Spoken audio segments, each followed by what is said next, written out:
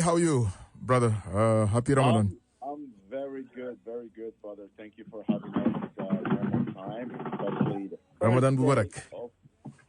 of Ramadan. Ramadan Mubarak, and of course, this is not the first one nor the last one. Of course. All what I want to say is that I'm wishing to all the drivers, male and female, brothers and sisters here, to really embrace this month and to have it as a month of struggle and perseverance, and also to be mindful of your neighbor, your family, your coworkers, and not to forget about this is a fasting month. So, of course, you have to really control yourself, your ego, and to excuse every single anger that you have, and to just transform yourself into a better person, a person that is focusing on helping the community that they are in. Also in this month, IDG would like to invite all drivers starting next week to come to the office. The office address is 41-09 36th Street. I want Malik to confirm that address. That's 41-09 36th Street. That is in Queens, New York, and the zip code is 111. 101. So 11101. That's the zip code. Also, you can call us at 917-594-6880. Just type in IDG address, and then we will send you the address right away. With me, I have Malik, and Malik also would like to give some wishes to the drivers. Go ahead, Malik. Hello, everyone. Good evening. Or good night, actually. Ramadan Kareem to everybody. You too, Elijah. Like Lorby said, that is the right address. We are now open, and you don't have to walk all the way to the third floor. You can actually use the elevator because it's running now. So it's 41-09 36th Street, floor 3rd, Long Island City, New York, 11101. So it's like a one-on-one thing. That's why we kept the zip code 11101. So, yeah, it's been a busy day. Honestly, everybody was home and just celebrating, and that's one thing Uber has to realize. That I was just thinking today. This is one of those ways where, if you keep on doing that every day, or if everybody just stops working 2 or 3 days, the whole map will be red, surging. And that's one way for Uber to realize and Lyft to realize that these guys are really serious. So religion shows power, but we also have to show power back to Uber and show them that, we can stay home. That's okay. And we won't work until you listen to us. So it's awesome. But we'll talk more about that. Let's see the agenda, Lorby. Thank you, Malik. Elijah, do we have anybody on the call as well? Do we have Jackie? No, not yet. I'm afraid he tried to call, and at that time the line was not on. But I will let you know as soon as he get on online. Thank you. Mm-hmm. Thank you for that heads up. Yes, so we're going to continue the conversation here. And yes, the office is ready. I just want to mention that one of the most important things why we have the office is for you guys to come in to get services as you need them. Yes, if you are deactivated, you can stop by the office. We're going to go over your deactivation and file your appeal for you. Now, remember, just want to do some scam alerts that is happening to a lot of drivers. Please do not answer to anybody that is asking you for your bank account information, or someone pretending to be either Uber or Lyft agent helping you with your deactivation. chances are they will get your information and take your earning.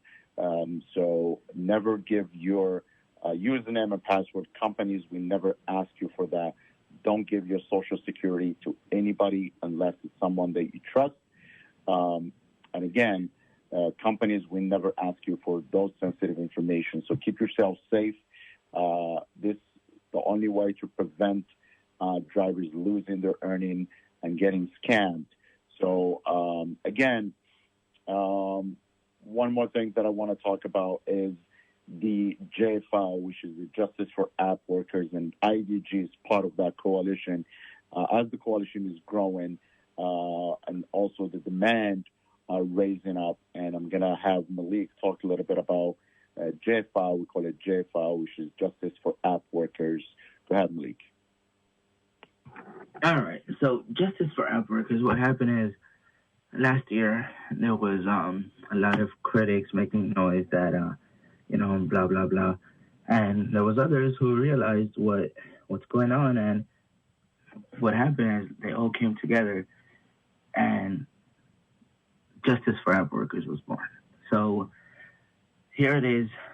Everybody's together. There's like 9 groups, and it's growing. There's 9 groups of many, many members, and they're just supporting and representing them.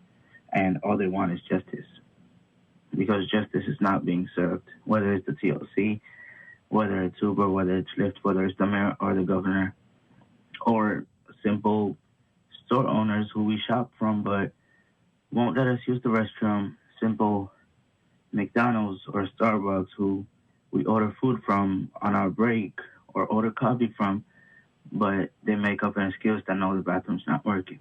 It's simple things like that.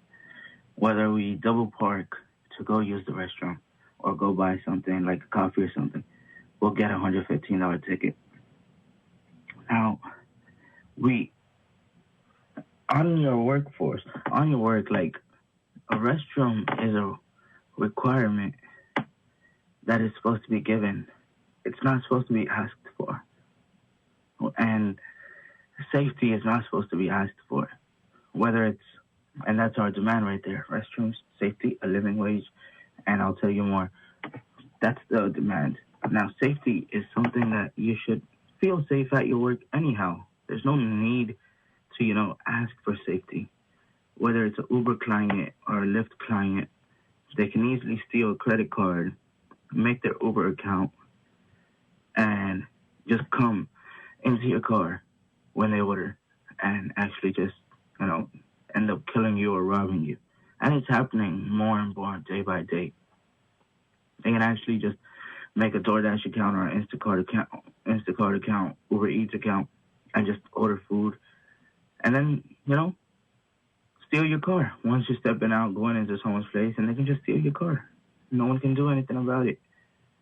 And it just sucks. You can't even feel safe on your job. And the other part is we can't even carry anything to protect ourselves, defend ourselves. So whether it's one way or the other, something has to change. Either let us carry something or either fix it on your side. Because just opening up a account, a small kid can do it, or a criminal can do it, or anyone can do it. Opening up an account and just taking an Uber and ended up killing somebody, or not just somebody, like anything can happen. Pedestrians, other people just walking around, God forbid, can die. Anyone can die. So that's like important. And then with all this stress going on, with all these other cars just honking at you because you're trying to drive safe, because you want to keep your 5 stars, there's others like just honking at you and cursing you out and flipping the bird and everything. So access to mental health and mental health care, stress relief. We need to let go of the stress.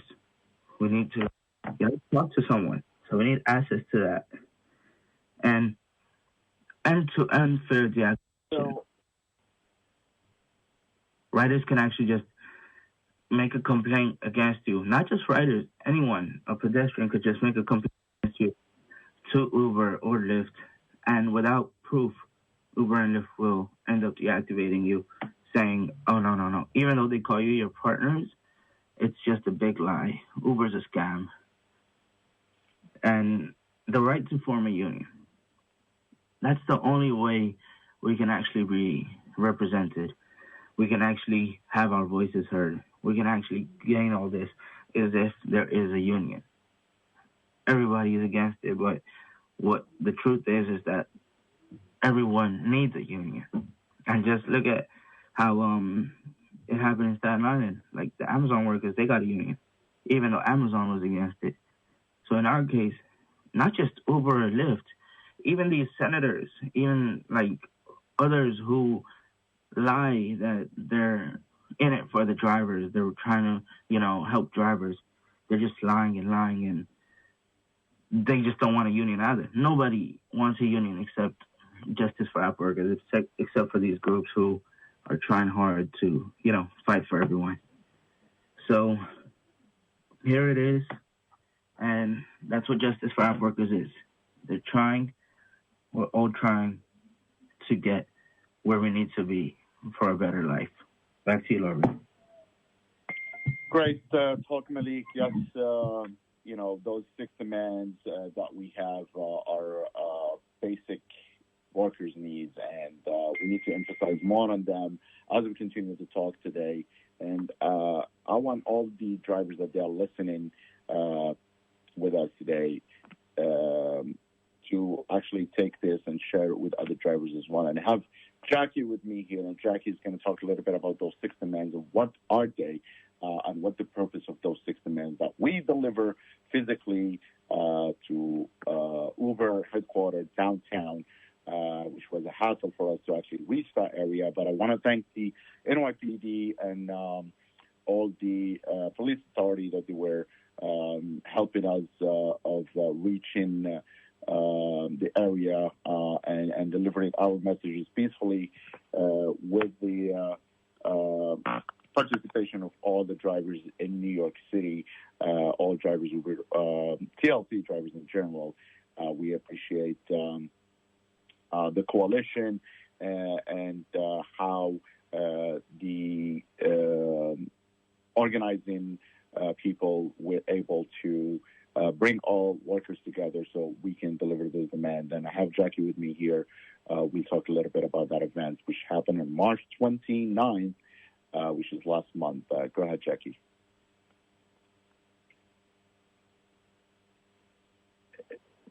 Hey, Larry.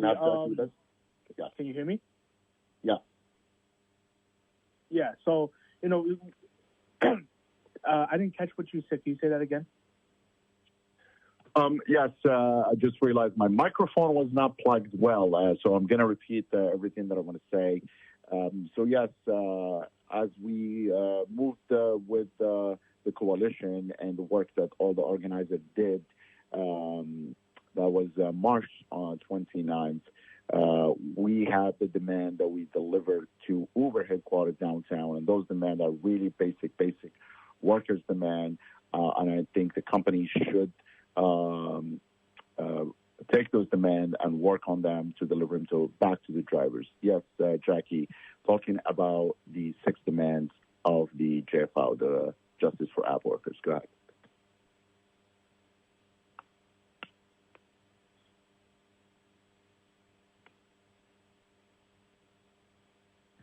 I will actually pick up because I actually went with Aziz to give those 6 demands.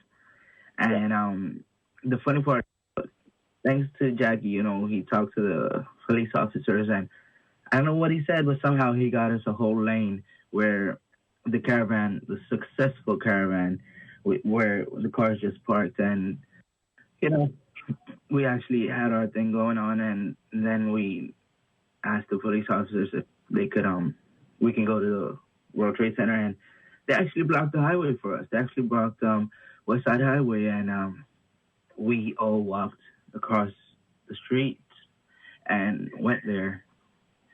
But the sad part is, once we went in there, Uber wouldn't allow us in. The security guards said, no, you can't meet with them because they just won't allow you in.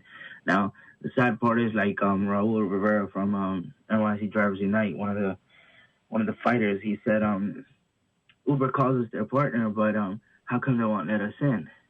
Even though, like, as soon as you walk in, the first thing you see is a Uber sign and people behind it, like at the reception, and they're like, "Oh no, we don't work for Uber," which is a lie. How come you'll be behind a sign at an Uber desk and say you're just sitting there and just say, "Oh no, we don't work for it"? So the sad part, that's the sad part. Uber didn't let us in, and the security guards, they were nice enough. After a lot of pressing, they were nice enough. They said, "You know what? I see what you guys are doing. I see what you guys mean, and I will take them and give these demands to them." And that's what he did. So now we're waiting for an answer, and if we don't get an answer, there's going to be a lot of more, caravans and rallies coming up. So, excuse me. But yeah, that's how it's going to be. That's you, Laurie. Absolutely. Thank you, Malik. And yes, we understand that the gas prices are still high, and we did that rally not only for gas, but including the right to form a union, which is really something that is really important. And don't want to be repetitive here, but just a reminder for those who are just joined the call and listening to us. So, talking about the job that we do as a partner will have to sit at a table and negotiate terms with the other party. In this case, the drivers versus Uber or Lyft or app company in general. And now we're talking about the vast majority of drivers that don't understand the concept of the app business right now. Call it the app business.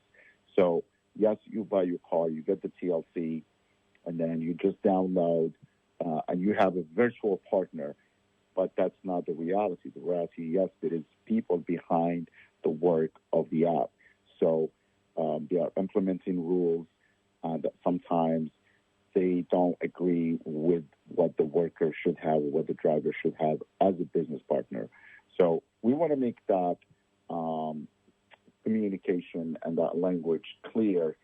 So for me right now, to emphasize on that relationship, we'll continue to educate ourselves on the rules and regulation, and also how a termination can occur. And Jackie will talk a little bit about the activation, or I would rather say an end of the unfair deactivation. Go ahead, Jackie. So, under the Justice for App Workers, what we want to do is we want to end the unfair deactivations, right? And the reason why is because, what Uber, Lyft, or any other app company out there is based on is just what a customer says without the proof. And that is where we want to do. We want to make sure that, if they want to, in the future, if they want to deactivate drivers, show the proof. And this is, going forward, we're working with the app companies to be more open about, accepting these proofs of actual of these actual situations. Whereas, some of them, they just say, "Oh yeah, you were drunk driving. Oh no, we're going to close you right away." No, we want to make it to be able to where, if the rider ever reports you as for example, right, for drunk driving or under the influence of drugs, go to a local police precinct, do a breathalyzer test, go to a local drug test center, do a drug test, submit it in. That should be able to clear your to clear that and have it expunge those type of complaints, or actually amend those complaints to say, you got reported of under the influence or driving while drunk, right? Well, here's the amendment to that. Here's the answer to that. You got the drug test, you passed it. We want to do something like this where drivers, if it happens to you, we get the proof, we show it, and then we add it as a response, and that clears it. So, this is the stuff that we want to do. Now, for those of you that have been deactivated, please go to imdeactivated.com. And over there, you get to submit your appeal. And once you submit the appeal, we will help you send it to the right-share company. Now, for those of you that filed it on the imdeactivated.com, answers do take a little while. And once we send it in, we're waiting for the right-share company's response. So that is imdeactivated.com. Back to you, Larry. Thank you, Jackie. Again, we have 5 minutes left right here, and I'm going to turn it to Malik. And Malik, I'm going to talk to you about why is it important to join IDG. Go ahead, Malik. Okay, it's super important to join IDG. It's super important to join Justice for App Workers because this is all for us. It's not just a gig anymore. This is our livelihood. This is our job. This is what we do, and this is what we want to do. We're good at it now. We're good at talking to passengers. We're good at customer service. We're good at